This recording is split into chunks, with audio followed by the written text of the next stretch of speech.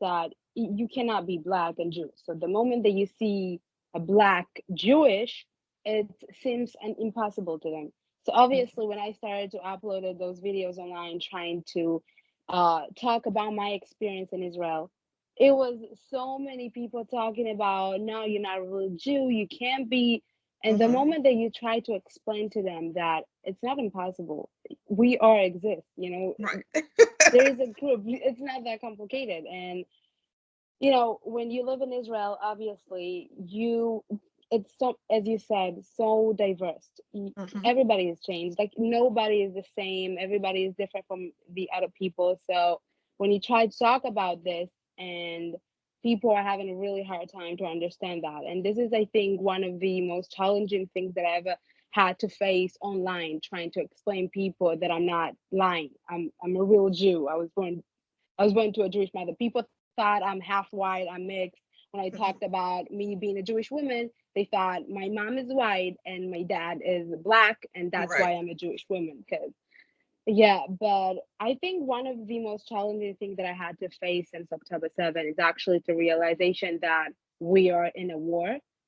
We have never experienced this type of a war before. So the moment, I think it took me almost 2 months to actually realize um, what is really happening in here. So Yes. yeah. Whew.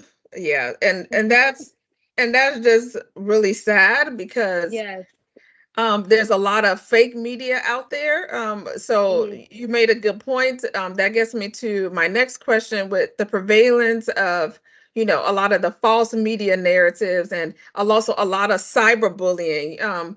When I say, oh, I'm, standing for Israel and I pray for Israel, I've also experienced like cyberbullying and hate comments that I have to turn off my comments on social media. So how do you cope Hmm. with or address those negative portrayals of Israel, also Ethiopian Jews, and how can we really change the narrative to bring more truth to it? And specifically how people also try to separate, oh, Israel, Palestinian. They actually don't know. And I tell some people, I'm like, have you even traveled to Israel? Like, Hmm. you're speaking on something that you don't know about. You're not from there. You don't have any friends or family from there. And even when you travel there, you see there's a lot of Palestinians living in peace in Israel. You Hmm. understand? So it was Exactly. not the case versus when what was shocking to us is that our Israel tour guide, when we wanted to go and visit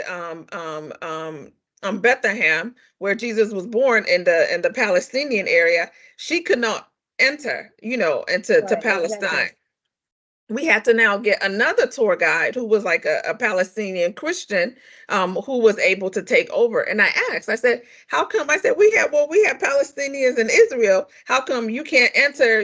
She said she has to get permission. It's similar like how you're trying to travel to a country, you have to get permission or Yes. get visa, you have to get clearance, or else if she follows us in, she can get arrested. So I was shocked. So I already saw like, the distinction, but I said I was confused because I said they try to make it seem like, oh, Israel, is not for Palestinians. No, you're not for terrorists, And I try to explain, Right. similar from Nigeria, we have Boko Haram terrorists that have been Mhm. terrorizing people. That doesn't mean that I'm against Northerners or against people that are Muslim. I have Muslim in my family, but that doesn't mean that I'm going to agree with evil, terrorists that are killing Christians. You see what I'm saying? So Right. that's a Hmm. totally, so people don't know how to separate that. And so if you can talk a little bit about those narratives, and particularly, how it was before, this Israel Hamas war, and and how we were living in peace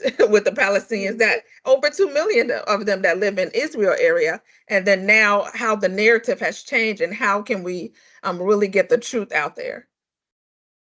So when I started uploading those videos online, I saw there is a big, big gap between what the media is thinking the way about Israel and what they think is gonna happen in Israel and what is actually happening in Israel. So when I started to talk about this, this is one of the reason I tried to fill this gap, talking about you have never been in Israel, so how do you know what is really happening here? You never Hmm. visit, you never talk with the Palestinian people living inside of Israel. You have never talked about with other different groups in Israel. So how can you talk about Israel being an apartheid country or stuff like that? So Yes. when I started uploading those videos, I tried to talk about my experience as a minority group. So this one of the goals that I tried to promote and talked about, and to think that not every single thing that you see online is actually the truth. And Hmm. people are going to believe only the things that they want to believe.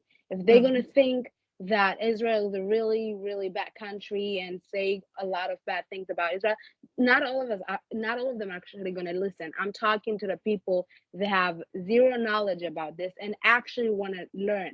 I'm not Yes. talking about the people that are being brainwashed into spreading so much hate and violence. Yes. Those kind of people that you cannot talk to because they're Yes. not gonna believe you regardless whatever you're gonna say. They don't want to believe you. They don't want to listen to Right. your experience They because they already just made up their mind. Right. yeah, they Yeah. made up their mind and they don't want to listen. So what I'm talking and I'm uploading these videos, I'm talking to the people that actually want to learn, that actually want to see and to hear what is actually happening in this country. So this is what I'm trying to do. Yes. And one of my favorite videos is one of your recent videos. You address one of the celebrities here in the US, Tiffany Haddish, who Hmm. got a lot of backlash, actress. She said, "Look, I don't want to believe what's in the media. I'm going to travel there and Right. experience it myself." And she was so happy. That was the first time she even knew that they had, Ethiopian Hmm. African Jews. She went around and she actually saw like what happened, Hmm. because she took the time out and said, "Let me travel there. I want to learn." So I'm happy that you made that distinction. There's Hmm. some people that are going to believe the false narrative. They don't care. They don't really want to learn the truth. We Right. can't change people's minds that already made up their minds and don't want to learn. It's for those people that are curious and say, "You know what? I Right. really want to know what's going on. I want to understand. I want to understand the people. I want to understand the culture. I want to understand why this conflict exists. Let me go and try to reach out to the true natives of that land Hmm. and travel and see it myself." So I thank you for that because your videos are very educative, and Hmm. I have learned from it, and I'm happy that you speak even on current affair issues like Tiffany Haddish that went and she learned from herself, and she Right. exposed that the media had a lot of lies. A lot of the stuff Hmm. that she saw, it was Was not not covered in the true. media. It wasn't Right. true. So that's gets me to my next question is like when when you have encountered things like that, how do you stay resilient, in the midst of all this false media? Like, how do you continue to stay positive, you continue to be consistent to put out the videos, despite on active duty in the IDF, your little time that you have off, you continue, even with all the cyber attacks. So how do you continue Hmm. to remain positive in the midst of chaos? Over to you. Wow, it's a great question. I think the main thing that is actually helped me to keep doing what I'm doing is the fact that I have the ability. Not every, not not a lot of people that I know actually can speak English and talk about their experience online and to try to talk about what they are feeling. So when I am able to do that and I can find a little bit of time here, I will do it. And this is actually the main reason that I started to do that is when October 7 happened, I thought, what can I do more than what I'm doing now? And I saw so many people celebrating the October 7 and I couldn't understand that. So I was like, what are you celebrating? It's going to be a Exactly. bloody war. There's nothing to celebrate. We are not the only one that's going to suffer from this. The Palestinians as well are going to suffer from this war and see where it got that. So when I saw people celebrating what happened on October 7, I was like, what are you doing? War is not something to celebrate. You should No. never be happy there is people dying, no matter who you are. So I had the ability to talk. I had the ability to experience and to share my life as a Jewish Black person living in this country. So I think the main thing that kept me so positive is just the thought that I'm doing what I can do and I'm trying to provide as much as help for others.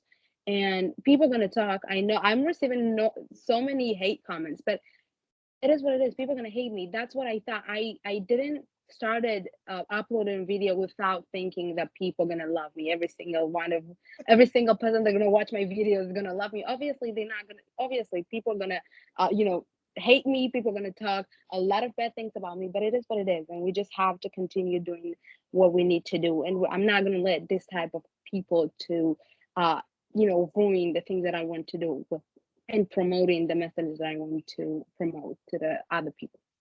Yes, well, thank you. And for those, that hate, we're always going to have haters, and I'm happy that you ignore that Yeah. because you have people like me that love and Thank support you. you.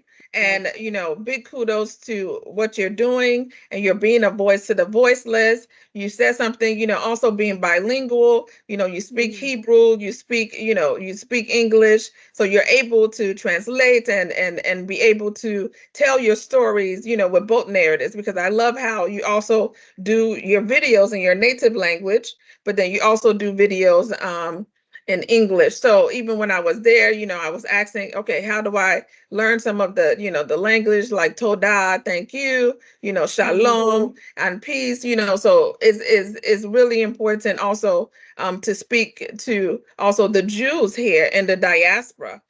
That live in America, that live in Europe, and so forth, especially like the first generation or second generation or like American, their children, a lot of them that don't really know the history. So I'm happy that you also um, you also have the videos in both languages, which is extremely important in telling your story.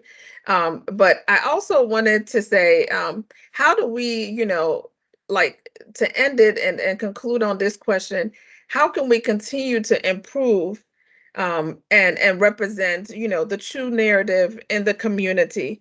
I know that, for example, I'm using my podcast, and is very important for, me to get special VIP guests like you who does not have the opportunity to get on the bigger, mainstream media channels to tell your story. But this is the avenue where, through I have over 10,000 followers on my social media and on, Spotify podcast, Apple podcast. So even in my small level, this is how I'm able to make an impact. But what would be your call to action to others who are interested in telling the true narrative and story? And what are any of your last words? If you have any last words, prayers, quotes, I would love to hear you speak it in Hebrew and then translate it in English, because that really touches me. And I believe that there's certain things that you say in your native language is not easily translated in English. So if you can give us your last words or quotes in Hebrew and translate it to English, but what would be your call to action to everybody that's listening today? I think that the little that you can do is matter. No matter where you are, even if you're gonna share a post or share it to your story or to your WhatsApp group, every single thing, even if it's gonna reach a really small number of people, it's gonna help. Because one person gonna impact others and the neighbors.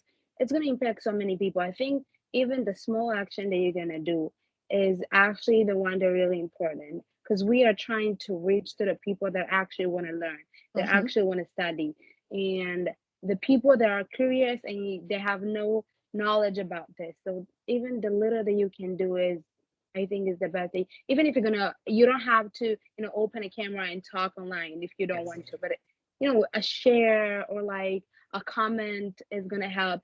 Even I love seeing positive comments. So even when I'm receiving so many hate comments, I've seen a comment that people are actually appreciate and inspired by the things that I'm doing is actually helping me.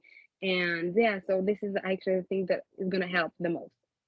Thank you. Thank you. And what are some of like Uh-huh. the last words and quotes, or any type of things and values that you live by that keep you going in the midst of this war, which is, a very deadly war. So what are the things that you live by, or quotes or prayers that you live by that keeps you going? I think that not fooling yourself into so much hate and violence. I know we are in a chaos situation, and even if we're in the middle of a really bloody war, I think keeping the peace and keeping the idea of peace, and I think peace is the only thing that we all need to want. And I'm talking every time, even in my platform, to both sides.